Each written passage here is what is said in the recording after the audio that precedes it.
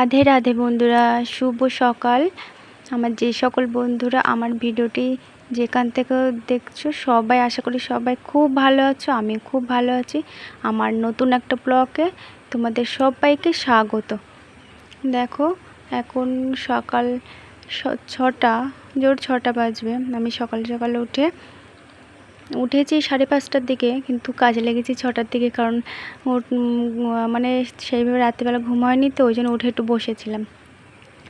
ঘরের দূরে জল দিয়ে চলে এসেছে, দেখো কল ঘরে রাত্রিবেলা দিয়ে রেখেছিলাম ব্লিচিং পাউডারটা।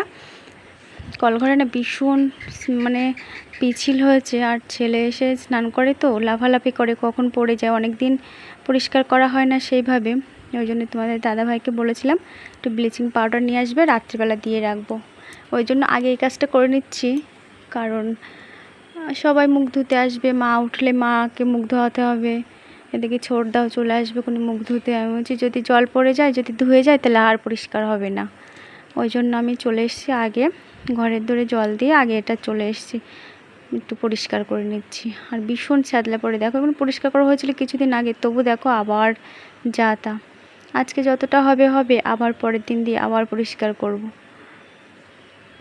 ওই জন্য দেখো ঝাঁটা দিয়ে দিয়ে ডলে নিচ্ছি, খুব সুন্দর উঠে যাচ্ছে। দেখো কত সুন্দর পরিষ্কার হয়েছে। এই সাইডটা সবসময় পা দিয়ে চলাফেরা হয় তো পরিষ্কার, ওই সাইডটুকু সেভাবে চলাফেরা হয় না বলে কালো হয়ে গেছে, কিন্তু পরিষ্কার হয়েছে সুন্দর। মানে সে খসখসে ভাবটা চলে এসছে, পিছিল ভাবটা নেই।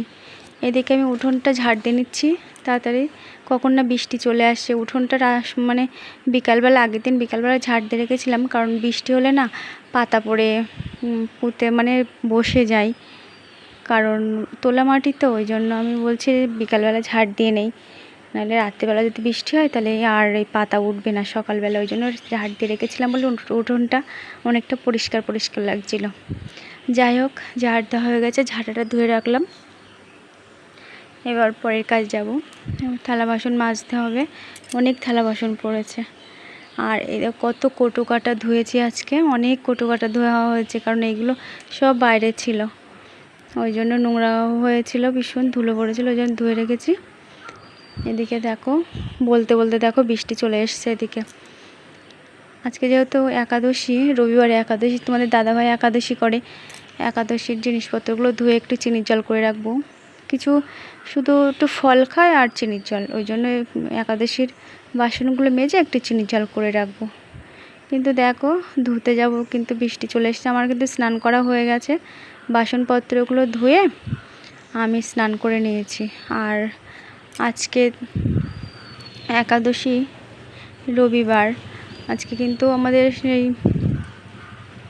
অমরগাছির কামাই দেওয়া হচ্ছে, মানে পান্তা করে রেখেছি, আলু সিদ্ধ, আর এদিকে চিড়ে মুড়ি এইসব খাওয়া হবে দুপুরবেলা। সকালবেলা মাকে গ্যাসে চা মুড়ি বিস্কুট এসব দেওয়া হয়েছে, আর চিড়ে মুড়ি এসব খাওয়া হবে। ওই জন্য আজকে রান্নার অত তাড়াহুড়ো নেই, সেই বিকালবেলা রান্না করব। ওই জন্য একাদশীর জিনিসগুলো ধুয়ে চলে এসেছি ঘরে। আমার স্নান করাও হয়ে গেছে, বাসনপত্র মেজে স্নান করে নিয়েছিলাম। এবার বেড কভারটা পাল্টে নেব, বেড কভারটা পাল্টে অন্য একটা বেড কভার পেতে দেব, কারণ এই বেড কভারটা ভীষণ ধুলো হয়ে গেছে। আর ছেলে মেয়ে এসে মুড়ি খেয়েছিল, চানাচুর খেয়েছিল, ওর উপরে পড়েছে, পিঁপড়ে উঠছে ভীষণ, ওই জন্য ওইটা পাল্টে আর একটা বেড কভার পেতে দিচ্ছি। আজকে রান্নাটা নেই বলে মনে হচ্ছে কোনো কাজ নেই, কিন্তু অনেকই কাজ, অফ ক্যামেরায় কিন্তু অনেকই কাজ করা হয়েছে আমার, সেগুলো আর দেখালাম না তোমাদের। দেখো বলতে বলতে আমার বেড কভারটা পেতে নেওয়া হয়ে গেছে। এই তো বেড কভার পাতলাম, এক্ষুনি ছেলে এসে আবার গুলিয়ে আবার যা তা করে দেবে, আমার গুছিয়ে রাখার মতো নেই। কী করে বলো তো, আর বাইরে বৃষ্টি হচ্ছে, ওই জন্য তো কোথাও যায় না, ঘরের ভিতরেই খেলা করে। দেখো বেড কভার পেতে আমার খুব কষ্ট হয়ে গেছিলো, একটু বসে নিলাম। দেখো আমি এক্ষুনি বেড কভারটা পেতে দিলাম, গুছিয়ে দিলাম। দেখো বেড কভারের অবস্থা দেখো,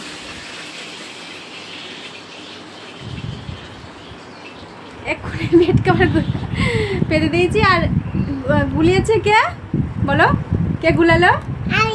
আমি দুষ্টুর জন্য আমার কোনো কিছু পরিষ্কার করে রাখার মতো নেই।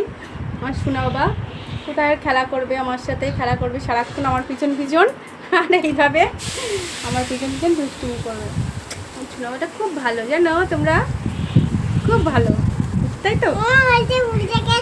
ওটা উল্টে যা। এদিকে দেখো, ও ঠাকুর ঠাকুর আর ঠাকুরের মুখ দেখছি না এখন। চাউমিন ভাজা হচ্ছে, দেখি চাউমিন ভাজা হচ্ছে, দেখি একটু।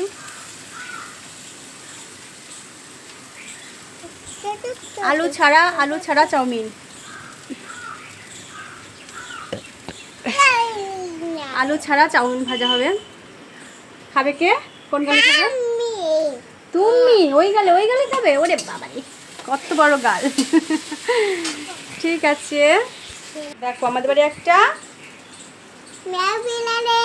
ম্যাও বিড়াল চলে এসেছে। দেখো পুষি ম্যাও, যে ডেকেছি আমি পুষি বলে, সে কি সুন্দর ডাক শুনলো।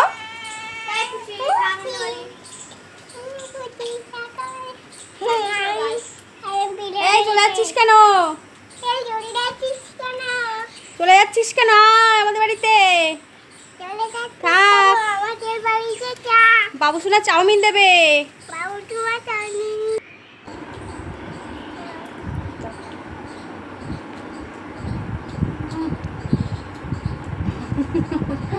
আর না আমার বাবা আমার কত ভালোবাসে, আমার সোনা বাবা গপু।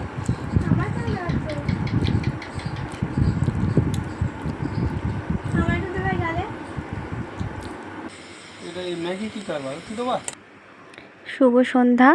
দেখো সন্ধ্যাবেলায় চলে এসেছি, অনেক সময় চলে গেছে। এবার সন্ধ্যাবেলা চলে এসেছি কিছু খাওয়ার জন্য। বর্ষার সময় না কিছু মনে হয় শুধু কিছু খাই।